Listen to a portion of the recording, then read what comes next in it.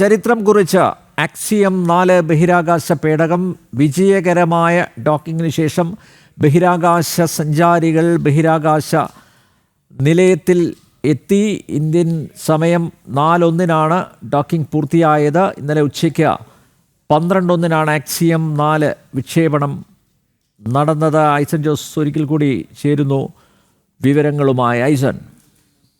അനിൽ നമ്പ്യാർ, നമ്മളിപ്പോൾ ദൃശ്യങ്ങളിൽ കാണുന്നത് പോലെ ബഹിരാകാശ യാത്രികരെല്ലാം തന്നെ ശുഭാൻഷു ശുക്ല ഉൾപ്പെടെയുള്ള ബഹിരാകാശ യാത്രികരെല്ലാം തന്നെ ഇപ്പോൾ അവിടെ പ്രവേശിച്ച് കഴിഞ്ഞിരിക്കുന്ന ദൃശ്യങ്ങളാണ് നമുക്ക് കാണാൻ സാധിക്കുന്നത്. നമുക്ക് ദൃശ്യങ്ങളിൽ കാണാൻ സാധിക്കുന്നുണ്ട് ശുഭാൻഷു ശുക്ല ഉൾപ്പെടെയുള്ളവർ അവിടെ നിൽക്കുന്നുണ്ട്.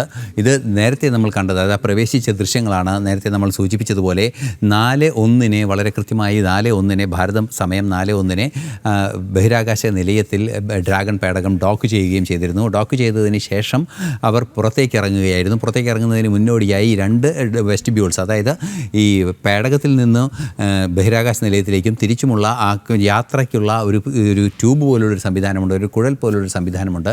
ആ സംവിധാനം കൃത്യമായി പ്രവർത്തിപ്പിക്കുകയും അതിനകത്ത് കൃത്യമായ പ്രഷർ മാനേജ്മെൻറ്റ് നടത്തുകയും ചെയ്യേണ്ടതുണ്ട്. അതിനുശേഷം മാത്രമായിരിക്കും 2 ഹാച്ചുകളും തുറക്കുക. ഈ ഹാച്ചുകൾ 2 ഇടങ്ങളിലും 2 തരത്തിലുള്ള മർദ്ദം ഉണ്ടാവാൻ സാധ്യതയുള്ളതിനാൽ അതെല്ലാം തന്നെ ബഹിരാകാശത്ത് വലിയ വെല്ലുവിളികൾ സൃഷ്ടിക്കുന്നൊരു സാഹചര്യമുണ്ട്. അതുകൊണ്ട് തന്നെ ബഹിരാകാശ നിലയത്തിൻ്റെ അതേ മർദ്ദ സംവിധാനത്തിലേക്ക് ബഹിരാകാശ പേടകവും കൊണ്ടുവന്നതിന് ശേഷം കൃത്യമായ മർദ്ദ സംവിധാനം മർദ്ദം നിലനിർത്തിയതിന് ശേഷമായിരിക്കും ഈ പേടകത്തിൽ നിന്നുള്ളവർ ബഹിരാകാശ നിലയത്തിലേക്ക് പ്രവേശിക്കുക. അതിനുവേണ്ടിയുള്ള ഒരു കാലതാമസമായിരുന്നു നേരത്തെ ഉണ്ടായിരുന്നത്. അതിൻ്റെ പരീക്ഷണങ്ങളെല്ലാം തന്നെ കൃത്യമായി നടക്കുകയും അതിലൂടെ കൃത്യമായി ട്രയലുകൾ നടത്തുകയും, അതായത് ബഹിരാകാശ നിലയത്തിലുള്ള ബഹിരാകാശ യാത്രികർ പലതവണ ആ വെസ്റ്റിബ്യൂളിലൂടെ അങ്ങോട്ടും ഇങ്ങോട്ടും സഞ്ചരിച്ചതിന് ശേഷം കൃത്യത ഉറപ്പുവരുത്തിയതിന് ശേഷമാണ് ഈ പുതിയ യാത്രികരെ അവർ സ്വീകരിച്ചത്. നമുക്കിപ്പോൾ ദൃശ്യങ്ങളിൽ കാണുന്നത് ആ പേടകത്തിൻ്റെ വശത്ത് ഇരുന്ന് വെൽക്കം ഡ്രിങ്ക് കഴിക്കുന്ന വ്യക്തിയാണ് ശുഭാൻഷു ശുക്ല. അതുപോലെ തന്നെ മറ്റു 3 പേരും അദ്ദേഹത്തോടൊപ്പമുണ്ട്. ആദ്യം പെഗ്ഗിയാണ് ബഹിരാകാശ നിലയത്തിലേക്ക് പ്രവേശിച്ചത്. നേരത്തെ നമ്മൾ പലതവണ പറഞ്ഞതുപോലെ 41 വർഷത്തിന് ശേഷം നമ്മൾ ബഹിരാകാശത്തെത്തിയിരിക്കുന്നു എന്നാണ് നേരത്തെ ബഹിരാകാശ യാത്രികനായ ശുഭാൻഷു പറഞ്ഞത്. ഇപ്പോൾ ബഹിരാകാശ യാത്രികനായ അദ്ദേഹം ഇപ്പോൾ അന്താരാഷ്ട്ര ബഹിരാകാശ നിലയത്തിലെത്തിയിരിക്കുന്നു. ആ നിലയത്തിലെത്തിയതിൻ്റെ ദൃശ്യങ്ങളാണ് നമുക്കിപ്പോൾ കാണാൻ സാധിക്കുന്നത്. നേരത്തെ അനിൽ നമ്പ്യാർ സൂചിപ്പിച്ചതുപോലെ ഇന്നലെ ഉച്ചയ്ക്ക് 12:01 കേപ്പ് കാനവറിലെ കെനഡി സ്പേസ് സെൻറ്ററിൽ നിന്നും ഈ വിക്ഷേപണം നടന്ന് ഈ വിക്ഷേപണത്തിനിടയിൽ 2 തവണ അദ്ദേഹം ഭൂമിയിലുള്ള മനുഷ്യരുമായി സംവദിക്കുകയും ചെയ്തു. ആദ്യമായി സംബന്ധിച്ചത് വിക്ഷേപണം നടന്ന് ബഹിരാകാശത്തെത്തിയ നിമിഷത്തിലാണ്.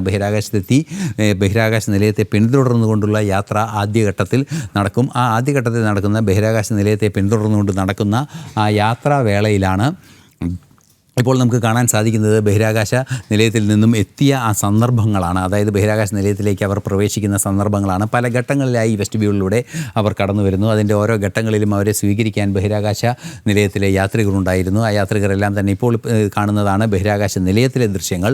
ആ ബഹിരാകാശ നിലയത്തിലെ ദൃശ്യങ്ങൾ കാണുന്ന ആ മേഖലയിലെ ഭാഗത്തേക്ക് അവർ എത്തിയിരിക്കുന്നു. നേരത്തെ നമ്മൾ സൂചിപ്പിച്ചതുപോലെ ഈ 41 വർഷത്തിന് ശേഷം ശുഭാൻഷു ഉൾപ്പെടെ ഉള്ള ഈ സംഘം അവിടേക്ക് എത്തുമ്പോൾ, ശുഭാൻഷു ശുക്ല 41 വർഷത്തിന് ശേഷം ബഹിരാകാശ നിലയത്തിലേക്ക് എത്തുമ്പോൾ വീണ്ടും ഒരു ചരിത്രം രചിക്കപ്പെടുകയാണ്. നമുക്കറിയാവുന്നതാണ് 1984 രാകേഷ് ശർമ്മ ബഹിരാകാശത്തെത്തിയത്. ഭാരതീയനായ രാകേഷ് ശർമ്മ എത്തിയത്. പിന്നീട് ഭാരതീയനായ രാകേഷ് ശർമ്മ എത്തിയതിന് ശേഷം ഇപ്പോൾ ആദ്യമായാണ് മറ്റൊരു ബഹിരാകാശ യാത്രികൻ ബഹിരാകാശത്തെത്തുന്നത്. ഈ ബഹിരാകാശ യാത്ര ഇപ്പോൾ നേരത്തെ നമ്മൾ സൂചിപ്പിച്ചതുപോലെ ഈ ബഹിരാകാശ യാത്ര കേവലം ISSലേക്കുള്ള ഒരു ബഹിരാകാശ യാത്രികൻ്റെ യാത്ര മാത്രമല്ല, മറിച്ച് ഭാരതം വരാനിരിക്കുന്ന കാലഘട്ടത്തിൽ 2030കളിലൊക്കെ ഭാരതം സ്വന്തമായ ബഹിരാകാശ നിലയം സ്ഥാപിക്കാനുള്ള ഗവേഷണങ്ങളും അതിൻ്റെ പരീക്ഷണങ്ങളെല്ലാം തന്നെ നടത്തുന്ന ഒരു സാഹചര്യമാണ്. അത്തരത്തിലൊരു വിഷൻ ഭാരതത്തിനുള്ള ഒരു സാഹചര്യത്തിലാണ് ഈ ബഹിരാകാശ യാത്ര എന്നതാണ് ഏറെ പ്രാധാന്യത്തോടെ നമ്മൾ നോക്കിക്കാണേണ്ടത്. അത്തരത്തിൽ ആ സ്വന്തമായ ബഹിരാകാശ നിലയം സ്ഥാപിക്കുമ്പോൾ ആ സ്ഥാപിക്കുന്ന ബഹിരാകാശ നിലയം പല ഘട്ടങ്ങളായാണ് ഭൂമിയിൽ നിന്നും ബഹിരാകാശത്തേക്ക് എത്തിക്കുക. അത്തരത്തിൽ പല ഘട്ടങ്ങളായി എത്തിക്കുന്ന ബഹിരാകാശ നിലയം കൂട്ടിച്ചേർക്കുന്നതിനുള്ള ഡോക്കിംഗ് ഇപ്പോൾ നമ്മൾ കണ്ടതുപോലെ ഈ ബഹിരാകാശ നിലയത്തിൽ മറ്റൊരു പേടകം വന്നു ചേർന്ന് നിൽക്കുന്ന ആ സംവിധാനമുള്ളതുപോലെ ഡോക്കിംഗ് പരീക്ഷണങ്ങൾ ഭാരതത്തിൻ്റെ സ്വായത്തമാക്കുന്നതിനെ സ്പേഡെക്സ് പരീക്ഷണം നമ്മൾ നടത്തിക്കഴിഞ്ഞു, വിജയകരമായി നടത്തിക്കഴിഞ്ഞു. ഡോക്കിങ്ങും ഡീഡോക്കിങ്ങും വീണ്ടും ഡോക്കിങ്ങും നടത്തിക്കഴിഞ്ഞു. വീണ്ടും അത് ഭ്രമണം ചെയ്യുന്ന ഒരു സാഹചര്യത്തിലാണുള്ളത്. അത്തരത്തിലുള്ള പരീക്ഷണങ്ങൾ ഒരു വശത്ത് നടക്കുന്ന ഒരു വേളയിലാണ് ഈ ബഹിരാകാശ നിലയത്തിലേക്ക് ബഹിരാകാശ യാത്രികനായി ഒരു ഭാരതീയൻ എത്തുന്നത്.